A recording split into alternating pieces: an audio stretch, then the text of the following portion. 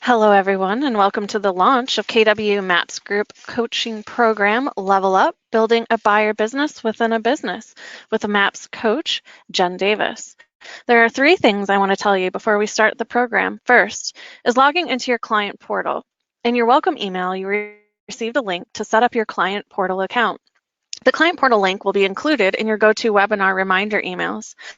Please make sure to log in and set up this account, as the portal is where you will access the full program schedule, materials, and recordings. Recordings will be uploaded within 24 hours after the session, and the next session workbook will be unlocked. Please note that you will have access to your client portal for 60 days after the last webinar of this launch. Secondly, if you do have any questions, please email us directly at fasttrack@kw.com, and it will be our pleasure to assist you. Thirdly, the format of the webinar. Right now, everyone is on mute.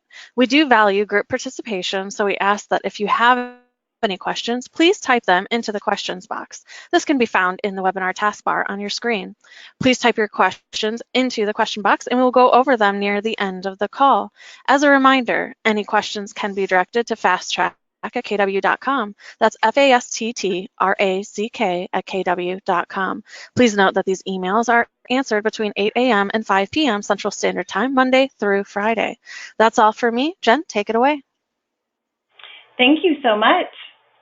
All right, everybody, I am super excited to get to partner with MAPS to bring you this program.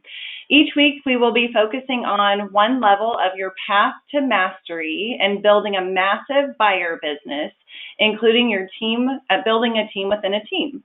The 5 levels that we'll go over that will coordinate with weeks 1 through 5 will be week 1 this week, path to mastery as a buyer's agent. The second level is learning to leverage, and then we're going to go over leveraging with lead generation, and then we're going to talk about leveraging the relationship, and the final week we will go over hiring and keeping talent. If you have not taken career visioning or 30, 60, 90, that is a great place to start or to get signed up now in kind of preparation for that week. Clearly, that class is the stepping stone really to finding, hiring, and keeping great talent. So this week we are going to be focusing again on the path to mastery as a buyer's agent. So we're going to jump right in. A little bit about myself. My name is Jen Davis. I am the buyer's agent for Holt Homes Group in Springfield, Missouri. I have been the lead buyer's agent since 2013. Dan hired me towards the end of 2012, so 2013 was my first full year on the team. I have been the lead buyer's agent since that time until actually the beginning of this year. I transitioned into our director of sales role. So here's kind of our organizational growth. I would like for everybody to be able to take a look at it, see kind of what we've been able to build with the help of a really awesome team. And I am going to share a lot of real life experiences with you. We are going to look at what it takes to go from a buyer's agent to building a massive buyer business within a team. So that will be different points of leverage that I have learned all along the way. It will be successes. We will go over the failures that I've had so that hopefully I can help you avoid some of those pitfalls. The first year, just kind of diving right in, the first year that I was in business with Dan, he was actually the first person that tried to recruit me. I worked for another company up until that point as a buyer's agent for another team, and Dan tried to recruit me for around 6 months. He was the first person that I knew that had the foresight to think of building a team within a team. And he was looking for an empire builder. We'll get into that terminology a little bit later. He was looking at it from a business perspective of how can we build a massive business and have a giant world for each person within our organization to thrive within. So up until this point, every conversation I had with anybody about being a buyer's agent, somehow made me feel less than. It was a less than role. If I wasn't going to be the rainmaker or the mega agent, the buyer's agent appeared to be maybe an easier path. And Dan was the first person that really sat down with me and helped me build out a business plan. He wanted me to look at it as though it were my own business that was going to operate within the umbrella of his business. So the first full year on the team, my goal was to close 50 transactions. Now, keep in mind, up until that point, I had been on another team, and my biggest year ever was I closed 16 units. So when Dan came to me with this giant goal, the first reaction is, oh, sure, that sounds maybe a little bit impossible. I don't know what that's really going to look like. And so he was able to sit down and help me dial in what that business plan would be. So how many appointments did I need to go on? In order to get those number of appointments, how many calls did I need to make? Working backwards, if I needed to make that many of calls, then how many contacts could I expect? So we dialed it into, lead generation time, contact time, follow-up time, and then built it from there. So the first year in business, I ended up actually closing 49 units. So I joke pretty frequently with the people on my team of, had I known I was that close or tracked my numbers that well at that point, I probably would have bought a house. So the team at that time closed 165 units. The leverage that we had at that point was we had one full-time assistant and one part-time assistant. And they were great admin support. However, during that year, I learned a ton about the business. I learned really ways to build in efficiencies into the business. And that's what we're really going to focus on today. If you'll look forward into the next few years that I've had with our team, in 2014, we still had the full-time assistant, a part-time assistant, but we switched some names around to bring in a little bit higher level talent. And we started leveraging the scheduling of showings and building a system for that client care. My goal for that year was to grow and to close 65 units, and I actually ended up closing 72 units on the buy side. The following year, in 2015, that was a year, it was a game changer. Honestly, guys, we added a director of lead generation. At that time, she wasn't necessarily a director. We hired her as an OSA, and she wanted additional opportunity to help me with lead generation and follow-up on the buy side. And so we really started building out systems for lead conversion and lead follow-up that didn't necessarily always include me handling that aspect of the business. We still had someone setting showings. We had people in place for client care. And that was the same year that I hired a MAPS coach. My goal for that year was to close 90 units, and I ended up closing 110. And it was a combination of the help with lead generation and my MAPS coach. My MAPS coach at that time was able to really shine a flashlight into all aspects of my business in an effort to build in some efficiencies where I was really struggling and try to get some quality of life back. So the goal was 90, I closed 110, and that was really before we hired a showing agent of any kind. So you'll hear me talk a lot about being in your top 20% pretty consistently. And the reason we do that is that 20% will change year after year. And so what we're trying to focus on are our dollar producing activities to get the highest ROI for ourselves and for our rainmaker. In 2016, that is when I added 2 showing agents. I added the first one in January, the second one in June. We also added an additional ISA and OSA on the team. And just for those of you that are listening, we consider ISAs inside sales agents. So they are the ones that are receiving the leads, inbound leads. The OSAs are the ones that are dialing for expireds and for sell by owners and all that good stuff for the listing side. The additional leverage we had at that point was I did have someone going on showings. We had a lot of lead nurturers in our ISA team, and we were beginning to really build this massive pipeline to support our buy-side business. The goal was to close 160 units, and we ended up closing 182. The following year in 2017, we had the same 2 showing agents.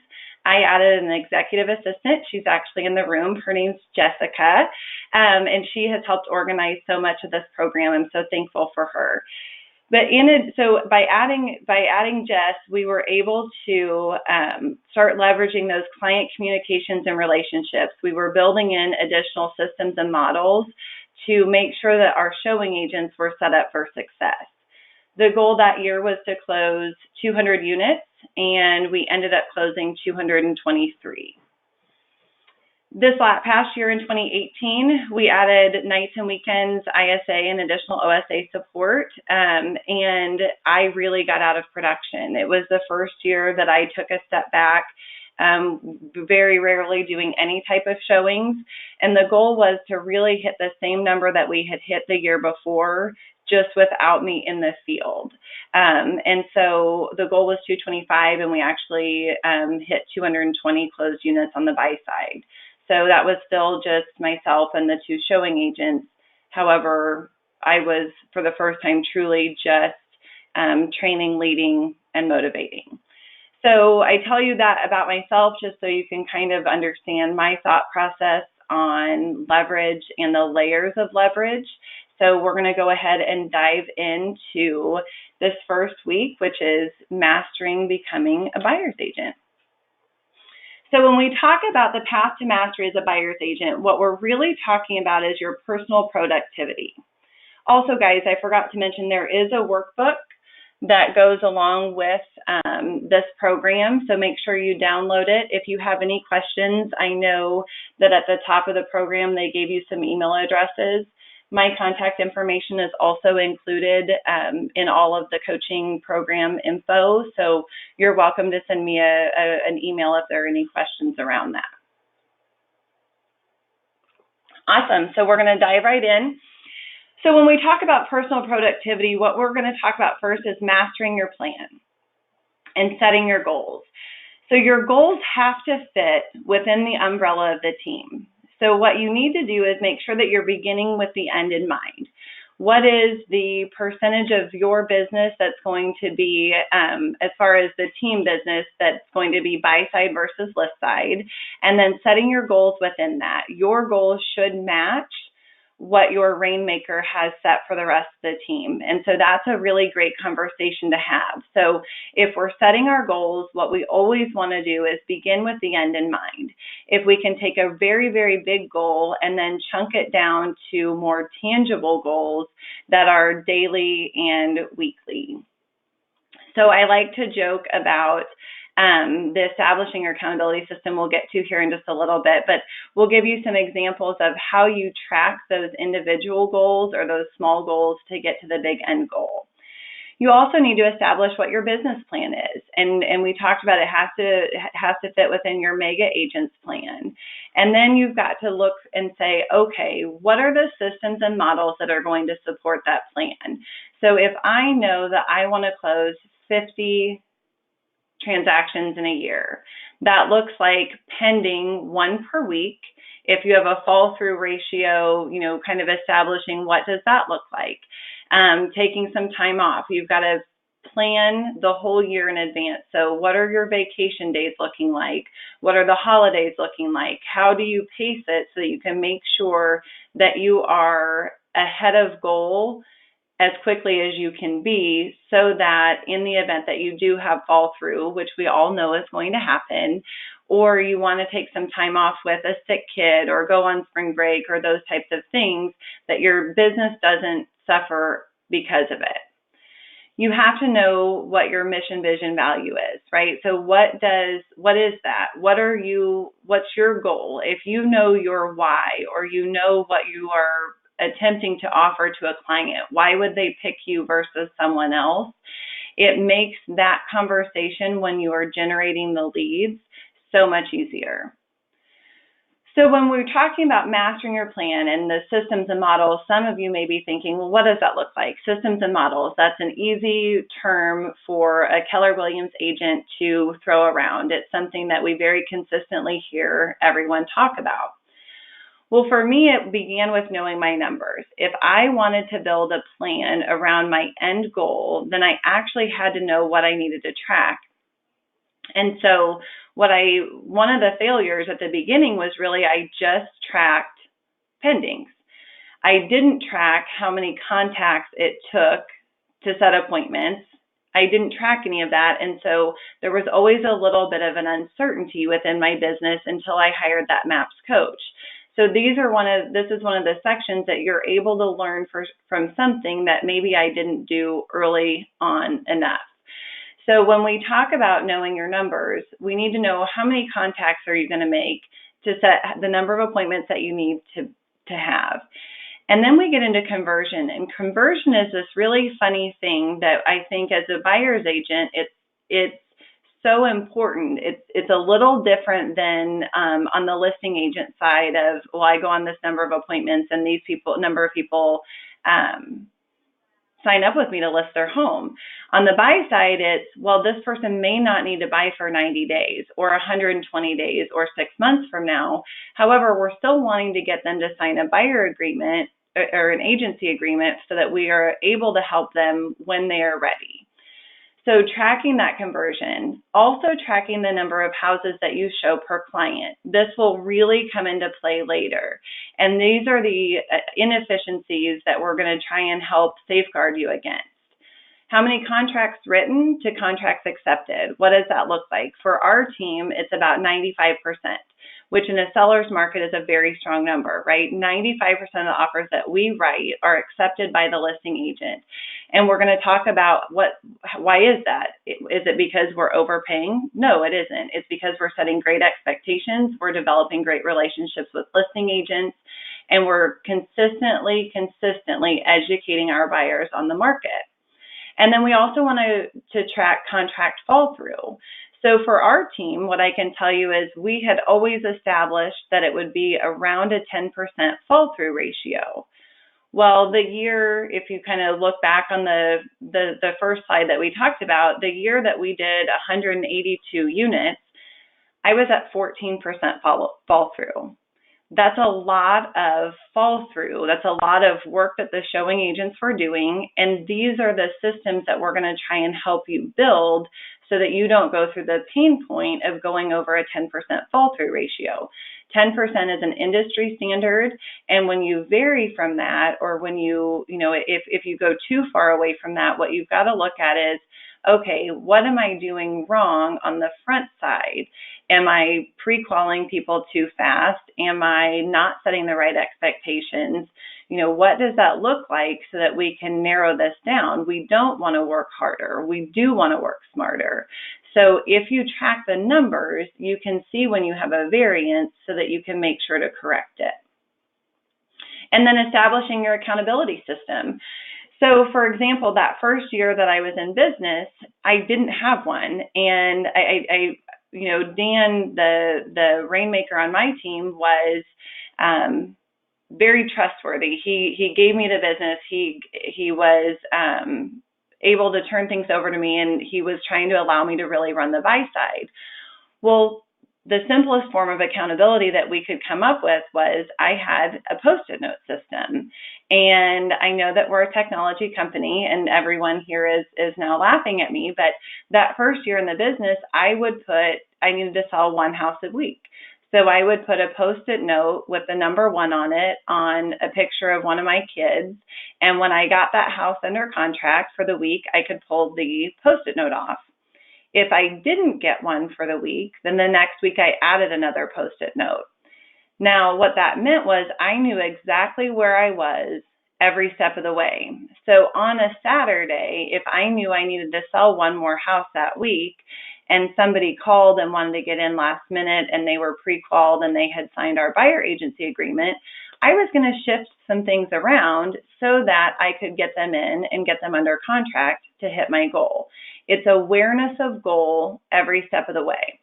Now, if I sold more than one house in a week, I didn't give myself a break the next week. I just kind of counted that in as a buffer or additional time off, or if fall through, something crazy happened.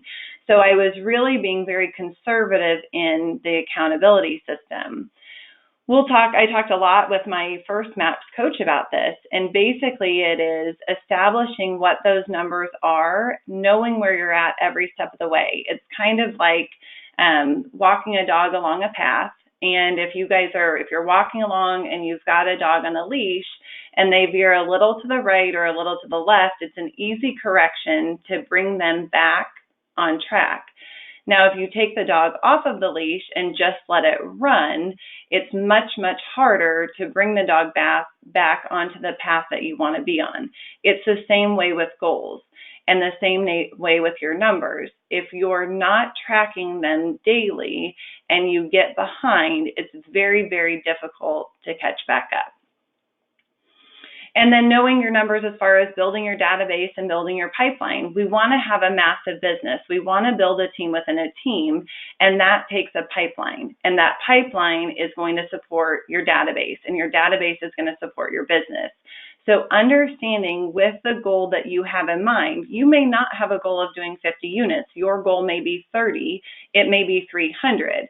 However, those numbers on your database and your pipeline have to be in direct proportion to what each 30-day goal is. So then we move on. Let's talk about, as far as personal productivity, mastering your leads. Keep in mind, at this level, you probably don't have a ton of help on the lead generation side. Maybe you do. Maybe your team is structured differently than mine, and that's great. But you have to establish what your lead generation levers are. So typically what I found is you can master 3 to 4. We really focus on 3 on our team. So for our people that are in production, what we're trying to do is focus on the 3 that are most effective for them in our market. We also have to look at, what is our team makeup? When we first started, Dan and I were both fairly new into the business, didn't have a giant database, and so we were prospecting based. Are you marketing based? Are you built on repeat and referral clients? Neither is right or wrong, and there is a healthy mix.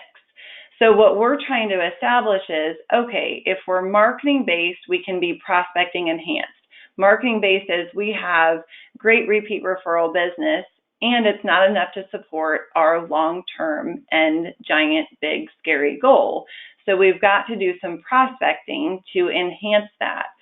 Or for us, we were prospecting based, and what we needed to do was really build a database and dive into that database so that even though we were prospecting based, we could become marketing enhanced.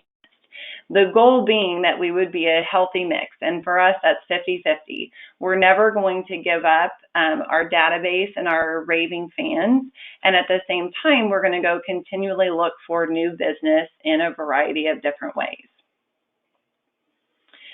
So then what we've got to do is, okay, we've got all these leads coming in, and we've all been there. We're lead generating. We are, spending our 3 hours every day lead generating, and then we're jumping into consults and then showings, and 3 weeks later, we remember a lead that we forgot to follow up with. So when we talk about lead follow-up, it is just as important as lead generation. If you're doing the work of generating the leads, then you have to have a great, great system to support that follow-up. Gary Keller talks about in Shift, as important as lead generating activities are, if you can't get a name, number, and ultimately an appointment, what have you really accomplished? It's no different. If you can generate a lead and you can get that information, yet you forget to follow up with them and they buy with someone else, what was the cost of that time? The time that you've invested in lead generating to then not have time to follow up. It's the difference of looking at it as being working in your business versus working on your business. And you've got to have these systems and models that are in place so that you can establish a routine so that you can capture more leads and then not only capture them, but convert them to an appointment and eventually a sale. We also have to look at providing value to our clients. So it's our responsibility as a buyer's agent to be an expert in the market.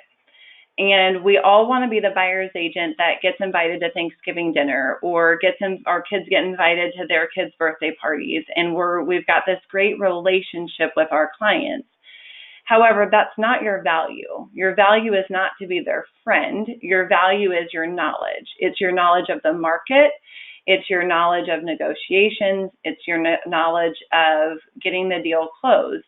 While they want to like you, and that's a great part of being a buyer's agent, is having a great personality and building those relationships, it is more important to them to see you as an expert versus a friend. So what is the message that you're giving to your clients? And this is something I would challenge you all to think about. What message are you giving? Does it add value to them? And is it consistent? So then we talk about the path to mastery as a buyer's agent, mastering the consult and signed agreements. I can tell you that I could probably spend 5 weeks going over a consult, because it is the most important part of establishing what your relationship is with your clients. So you've got to learn that you're asking questions to learn the answer. You're not asking questions to respond. So what we've got to do in the consult is we have to establish motivation. What I mean by that is, when you get to the point of asking those questions, you've got to go 5 deep. And I know you've all heard that before, because people stand on stage and talk about it. It's so important. People want to give you an easy answer. They want to say, well, my lease is up 3 months from now, or this is, I'm getting ready to downsize or upsize or whatever it is. But you have to dial into what the actual motivation is and what it means to their family to have a successful transaction. Because when they get lost in the weeds of multiple houses and they can't make a decision, you have to be able to reroute them back to what their motivation was in the first place. You also have to learn what the non-negotiables are versus the wants. The non-negotiables are the things that, for people that, no matter if it was the perfect house, they would not give on because it doesn't have this. That can be price, it can be school district, it could be the number of bedrooms or bathrooms. You have to know, though, what the difference is and asking those additional questions. So, Mr. and Mrs. Buyer, I understand that you want a home that has hardwood flooring and you don't want any carpet because your children have allergies. I completely understand that. And in the event that we found the perfect house for you and it was carpeted, however, it was under your budget by $10,000 to $15,000, would that be something you could reconsider? So what you're going to find out is, if they say yes, now the hardwood flooring isn't a non-negotiable. If they say no, I would not want to spend $15,000 less than my budget and have to put in hardwoods, it is a non-negotiable. It doesn't matter what the answer is, it matters what questions you ask. The other part of that is, what is the buyer not saying? What are they not telling you because either they don't feel like you're part of their team or they feel like you're just trying to sell them something? You have to be very self-aware of what nonverbal cues they're giving you, potentially where they're leaving off in an explanation, and being unafraid to ask those additional questions. We talk very frequently on our team that your conversion goes up based on the number of questions you ask. So the number of questions you ask, you build a relationship and rapport faster, and they understand that you're truly invested in what it is that they want and what it is that they're after. The next section goes over setting expectations. It's the single most important thing that you can do in the whole transaction, is setting expectations. We set them all along the way. So we are looking at, for example, setting expectations during the consult. How many homes are you going to show them? When are you going to show them? How often are you going to show them? And then when we're actually in showings, what we're talking about is, having those conversations around, okay, is this the house for you? If I've set the expectation in the consult that at the end of every showing, I'm going to say, hey, Mr. and Mrs. Buyer, is this the right house for you? Then they are not offended when I ask that.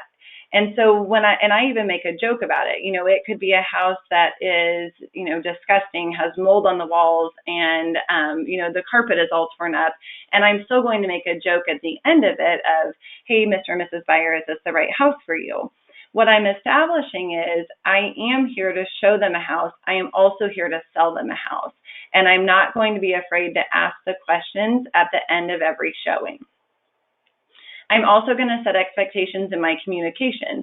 I'm going to ask them, how do you like to be communicated with? Do you prefer a text message? Do you prefer a email? Do you prefer a phone call? What's your preferred form of communication? And here's how I'm going to communicate with you.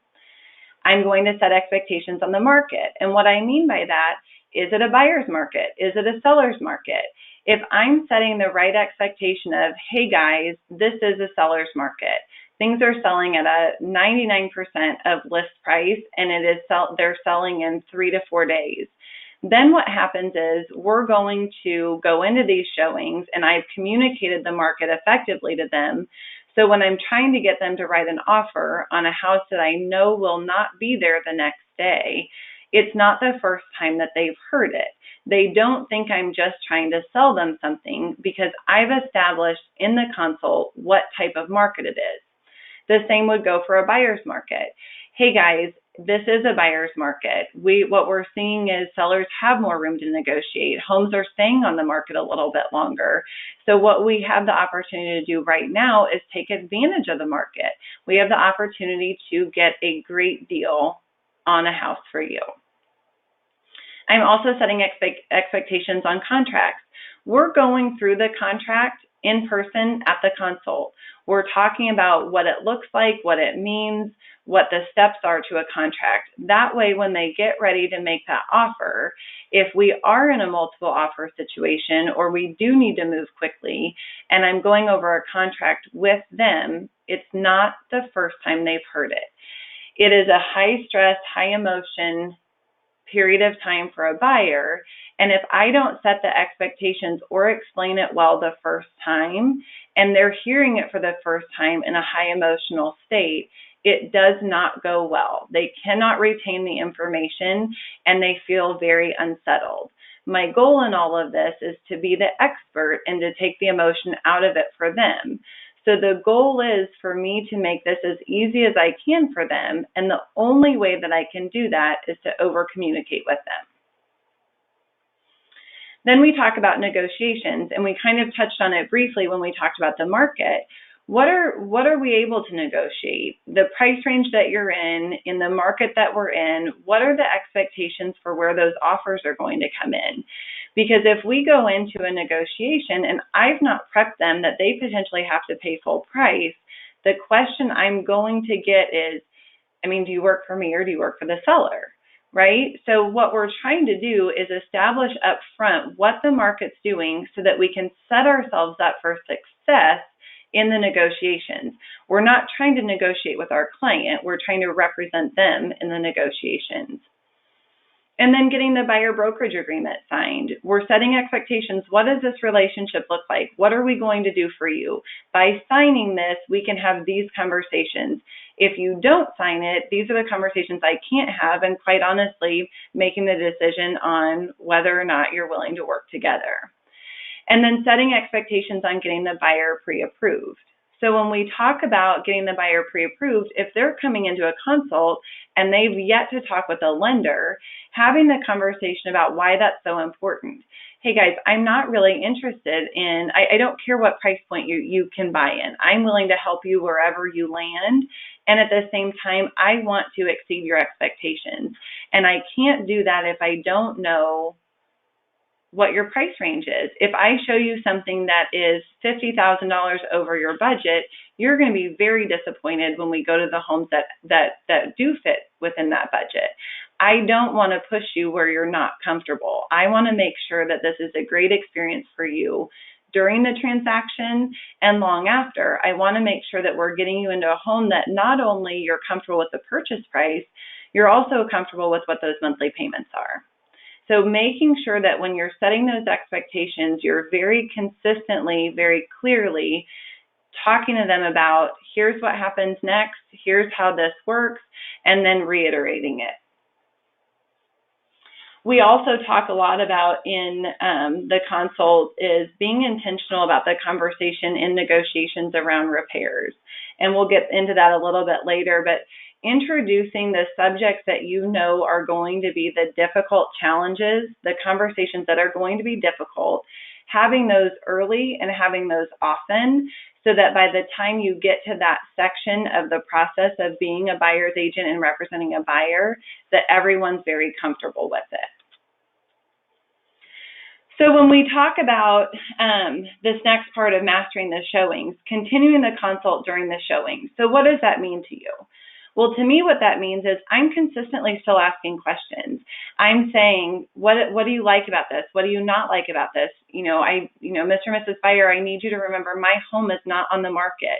You actually cannot offend me when we're in these homes. So give me feedback. What works, what doesn't?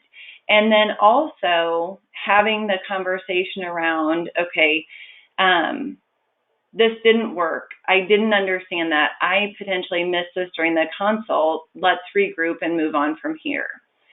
We also talk about during our showings, say you are in a seller's market and the first home you go to is the house that the buyers want to make an offer on, and they're nervous. They don't feel confident in making that decision because they've seen so few homes. What we do is we talk to them about, okay, let's step outside, let's regroup, and then let's go in with a fresh set of eyes. So in a seller's market, speeding up that second showing, asking enough questions to know that it is the home that they want to make an offer on, and then taking the time while you're in the field to potentially do your second showing right there. You can go so far as to have them get back in their car, you reopen the lockbox, and then you have them go back in as if it was a whole separate second showing. So then we talk about, how are you showing up, right? This is the exciting part for your clients. It is what they've been waiting for. They've been watching HGTV, they've been on Zillow, they've looked at hundreds of homes online. And what they're there for is an experience. How are you showing up? What are you bringing with you? And you need to establish that in an effort to get to mastery. So we talk about on our team, on your path to mastery is repetitious boredom. So I show up the same way at every showing. I meet my clients there. I have a folder of information. On the left-hand side is the information that I'm going to have for my showings. On the right-hand side of the folder is what the clients are going to have for the showings. And when I get there, I pull the left-hand side out to keep for myself, and I say, Mr. and Mrs. Buyer, I'm super excited for today. We've got 3 great homes for you. I've actually put them in this folder along with the seller's disclosures, and they're in the order that we need, that we're going to see these properties in. That way, in the event that we get separated while we're driving from the first property to the second, you know exactly where to go and where I'm going to meet you. So what I found is this repetitious boredom of setting every single thing up the same way. Number one, I show up as an expert. I'm prepared. I'm not fumbling for information or paperwork. Theirs is presented to them in a nice, clean, professional manner. And what it does is it's setting you up for success. You're establishing that you are truly, in fact, the expert in the market. So we're jumping up into the scripts to speed up showings at properties that will not work. I touched on the first one about my home not being on the market. So I'm basically giving the client permission to not go in the front door. I don't need them to be polite. Now, am I going to be polite and call the listing agent and say, hey, this one didn't work, we ended up not showing it? Yes, I'm going to have the professionalism to make that phone call. However, I am going to give my clients permission to feel like they can say no to a house even when we've already pulled up to it. And then we already touched on the next script. At the end of every showing, I'm going to ask you if this is the home that you're prepared to make an offer on. What that does is it makes it an open-ended question. They'll say yes, and here are my concerns, or maybe if I had this information, or no, and here's why. So I'm still consistently reevaluating what their criteria is. If they say yes, awesome, I'm ready to make an offer. If they say maybe, if I had this information, great, I know what my next steps are. And if they say no, then I can say, okay, what about that does not work for you? How can I tweak our consult or the criteria that we're searching for so that I can better serve you?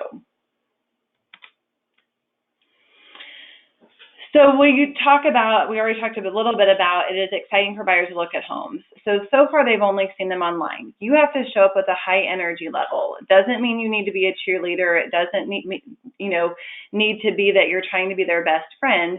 However, they are excited about it, and your attitude is going to set the tone for the showing. You need to be there on time. You need to be dressed professionally, and you need to be prepared for those showings. So we talk a lot about in our consult, and we'll get into that in later sessions, about how many homes are we going to take a look at. And on average, in our team, we are showing anywhere from 3 to 4 homes per client before they write an offer. And we're able to do this because of our consult. We ask enough questions, we set the expectations well, and that happens about 90% of the time. 10% of the time, we have buyers that are not ready to buy after they've seen 3 to 4 homes. So what we do is we have the conversation in the consult. So it's still about setting expectations. Mr. and Mrs. Buyer, when we get to the showings, I am going to ask you at the end of every showing if this is the home for you. Once we've seen 3 to 4 houses, if we're not finding the right fit, do I have your permission to ask you some additional questions? And basically what it looks like is we're at house 3 and they've not made a decision, and I'm saying, okay, Mr. and Mrs. Buyer, I clearly missed something.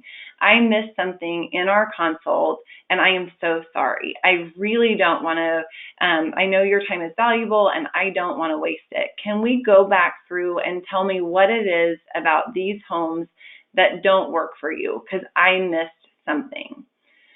What happens is if you don't regroup and you let the buyer lead the show, and you get to where you're showing 8, 10, 12 houses per buyer, 2 things happen. They become discouraged, and number 1, they become discouraged. Number 2, they fail to see you as an expert in the market. The more homes you show a buyer, the less faith they have in you. So you're doing yourself a disservice to be willing to show as many houses as a buyer wants to see.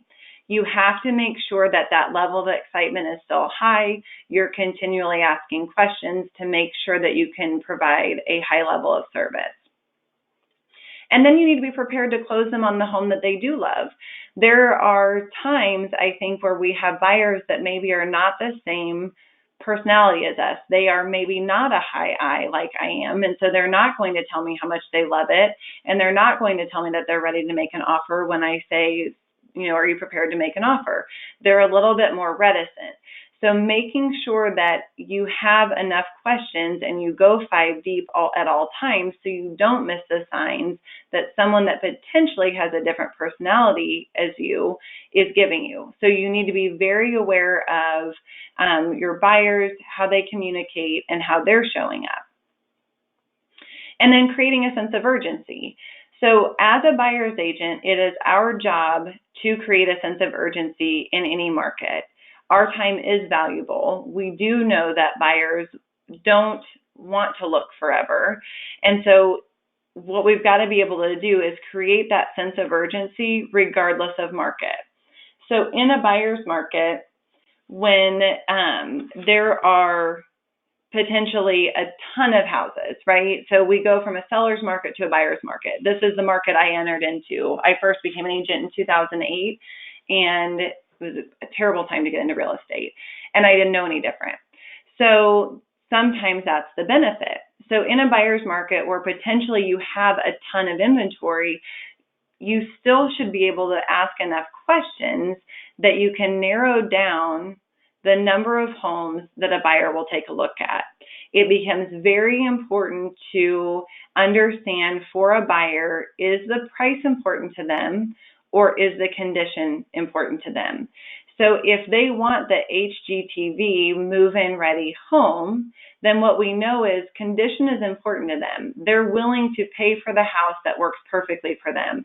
So you need to really understand in a buyer's market, not only their non-negotiables, but their wants. Because in a buyer's market, you'll be able to get more of their wants than you would be able to potentially in a seller's market. In a seller's market, you need to be able to create it. Some of that sense of urgency is already created for you because it's moving so quickly, and buyers are savvy and they're seeing how quickly things are going pending. What you need to be able to do, though, is still get those people off the fence that are concerned about overpaying for a property. You need to make sure that you're establishing, hey guys, I'm not going to let you overpay. I am going to ensure that this house, the value is there, that we have the comparables that can show what this home is worth. I am here to help you. I'm here to guide you through the way. I'm not here to just stick you with the house. So on to the next slide, when we talk about mastering the contract negotiations. So when we talk about setting fair market value, for example, if I'm out in a showing and I've got Mr. and Mrs. Buyer and they're ready to make that offer, what I'm going to do is I'm going to say, hey guys, I'm going to go back, I'm going to pull comps, and I'm going to make sure that not only is this house priced well for the market we're coming out of, I'm also going to make sure that it's priced well for the market that we're in. So I'm going to look at the past closed history of the last 12 months. What's pending? What are the other actives on the market that this home is competing with? When I make the call about comps, though, I'm calling them and I'm saying, Mr. and Mrs. Buyer, I have looked at comps. I'm going to send those over to you. And in my opinion, here is the range for fair market value. I am establishing that before the buyer can establish what they want to offer. I am never saying, have you thought about what you'd like to offer, or where do you want to start? I'm not asking those open-ended questions because I don't want them to start somewhere where I feel like I have to negotiate with them. Again, it's part of being the expert, and you're establishing that fair market value. They may still decide to do something different than your recommendation, and that's okay. However, what I have found is 95% of the time, if I give them a range, they will follow my lead because they trust me as the expert. You have to make sure that you're consistently giving your clients market information, and it has to be up to date. You need to be consistently in showings, pulling comps, knowing what the market is, because these buyers, these are now very, very savvy. They have the ability to look at all kinds of things online, and they are looking to you to make sure that you know more than them. You also need to set your clients up for success with their offer. They need to understand what the market is doing. They need to understand that there are different parts of an offer. It may not just be price. It may be closing date. It may be the type of financing. It may be a variety of other things. However, they're trusting you to set them up for success. So you need to be able to have a very clear, direct conversation with them. So then developing relationships with agents in your market. We've talked about that a little bit earlier. What that looks like is making sure that when you set the showings, number one, you're on time. Number one, if you set the showing, you either show up for it or cancel it. When you talk to them, being respectful, not being overly forceful. And if you're struggling with potentially a price that a listing agent has on one of their homes that a buyer is interested in, calling them and saying, hey, Mr. Listing Agent, I understand that you've got this listed here. I've pulled comps and I can't figure this out. Can you help me with this? It's not a, hey, I pulled comps, this isn't right, you've overpriced the listing. It's still coming from contribution. We're still KW agents that are trying to have a win-win solution. So going into it of, help educate me. There have been times that I've made that call and the listing agent was correct. more times than not, potentially my perspective of the market is right. And the listing agent will say, oh, I'm so glad you called. My seller needs to hear this. Can you send that to me in an email and I can forward it along? Absolutely, I can. So what I'm doing is I'm taking the emotion out of it for the listing agent to the seller. I'm sending an email saying, I have clients that are interested. These are the comps that I've pulled. Here's what we're thinking as far as fair market value. Can you give me an idea of why you listed it where you listed it? And so what happens is now the listing agent is happy with me. I have helped them. I've either helped them set them up to negotiate a successful offer with my clients, or I've set them up for potentially a price reduction if my clients decide not to move forward. So mastering the repair request negotiation. We've got to begin with this discussion during the consult. So we talked about that the consult is the most important conversation you're going to have. If I had to tier that, this section of it is the most important section of it. This is where the majority of your fall through is going to happen. So you need to make sure that your clients understand, number one, your contract, and it varies state by state. Do they need to ask the seller for repairs? Can they just walk away? What does this look like? I also talk about what does this review period look like for the inspection. So in my opinion, my market, and I'm going to use that as an example, and you guys make adjustments as you need to. But I will say to our buyers, Mr. and Mrs. Buyer, just so you know, when we get this home inspection report, I can promise you two things. If you're going to have buyer's remorse, it's going to happen during this period of time. Number two, I promise you that I will never look at your inspection report on my phone. It's too important. It's as important, if not more important, than negotiating the correct price on your house. So what I've got to do is I've got to print it off. I've got to look at it. I'm going to review it 2 or 3 times before I call you. And I understand you're going to panic when you see this 97-page report, and that's okay. Call me if you're panicking. Just understand that it may take me a little bit. So my promise to you is I'm going to look at this inspection report and I'm going to email you the top 5 things that I'm worried about. And those things are HVAC, roof, structural, water, electrical. Those are the 5 things that I'm going to really look at and dive deep in, and we're going to have a conversation around those. I am not looking for loose toilets. I am not looking for missing caulking around a tub. We're looking at things that could cost you a lot of money. So what I'm doing is I'm buying myself time. I'm saying it's going to take me a little bit to look at the inspection report. And really what happens is I'm looking at it in the first 2 to 3 hours. I'm sending them an email, and I have now under-promised and over-delivered, right?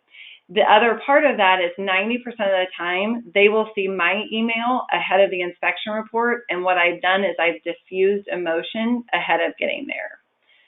We talk about best and worst times to set inspections. We don't set inspections on Fridays. I don't want to get hit with a septic report on Saturday at noon when I'm at my kid's soccer game. So starting to be aware of what causes you as a buyer's agent stress and how can you set it up better to avoid it. And then making sure you include those home inspectors in your team, making sure that it is, you're giving 3 or 4 options, and those home inspectors understand how you want the information delivered to the client. So mastering the past, we're starting to run out of time. I see that there are a couple of questions coming in, and I will get those answered here in just a little bit. So mastering the past, you've got to continue to set those expectations with your clients. Every conversation you have, regardless of it's from the time that the lead comes in to the appointment is set, end of consult, end of showings, hey guys, here's what happens next. That can be a regroup script. Okay, I understand we did not find the house today. Let's go ahead and get you back on the calendar. And this we call forward pacing. We're getting them back on the calendar to keep them within our pipeline. Okay, I understand we didn't find something today. I know that you can look at 3 o'clock on Thursday. I'm going to go back. I'm going to relook at your search criteria, and I'm going to find us the best 2 houses that we have. Does that sound great? They say yes, and I say, awesome. Here's what to expect next. I'm going to give you a call with those 2 properties, and I'll let you know where to meet me. On the contract, congratulations, you're under contract. Here's what happens next. And so this works for both you as an agent and your admin staff also. So all of our admin staff, Jessica, we talked about earlier, she's leaving every conversation with, congratulations, you're under contract. I'm going to send you an email that lines out what to expect next. So every person is fully aware of the steps in the process, where they're at in it, and what to expect next. So I put a tip on here. Most of my great scripts have come from getting the same question repeatedly. If I get the same question over and over and over again, I know I need to either adjust my consult or here's what happens next script to make sure that these buyers understand where they are in the process. It takes the anxiety out of it for them. They get to enjoy the process more, which is the goal. There is a question, let's see. Are you running the comps before they see the home? I'm not. We're going to look at 2 to 3 properties per person, per client. And so what I'm doing is we go and take a look at the house, we're narrowing it down to their top 1, and then I'm pulling comps on that. So there is some homework for next week. If you guys have any ahas or anything else, you can also type that in the question box. You can also email me at jendaviskw@gmail.com, and I'd be happy to answer any of those questions privately.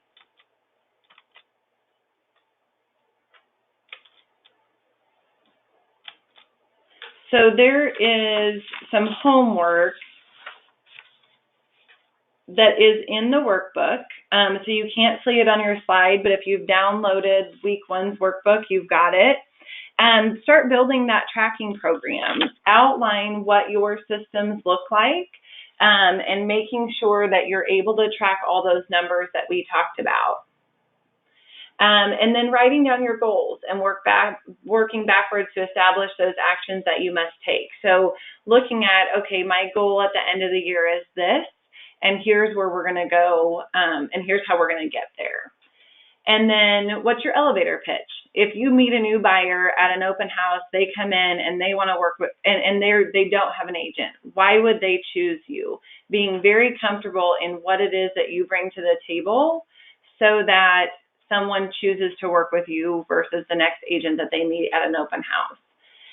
There are 2 great buyer consult videos that I would recommend. One is Sean Kokoska's and one is Nikki Ubaldini's. If you will take a look at those before next week, I think that might help you kind of get ahead of the game. And then what expectations can you set this week with your clients to better set them up for success and set yourself up for success? When I look at this, my goal in all of this is to help you guys we're done with week 1. So in the next 4 weeks, my goal is to help you guys streamline your business to make it easier on yourselves. It was a hard 5-year period of learning these different leverage points and learning these different scripts. And buyers agents, it's such a fun group. It's a unique personality that are there. And the goal is, for us, when we're helping clients, is to come into this with a servant's heart, right? I'm here to help somebody do the very best that they can. And that's my goal for you, for this class. So if you could take away one thing from today's class, what would that be? How would that change your day? How would that change your week? How would that change your year? So I would love to hear from you guys. Let's see if there are any other questions. Otherwise, sorry. Oh, there's the homework. Found it. Let's see. Awesome. I think there are just some other comments. So that's awesome. I love seeing the ahas come through. If you guys have any additional ones, I would love to hear from you. So that is it for today, and I look forward to next week. Just a reminder, next week's class is going to be over learning to leverage. So we can't wait to see you talk to you next week.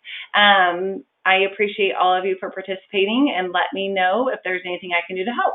Have a great week.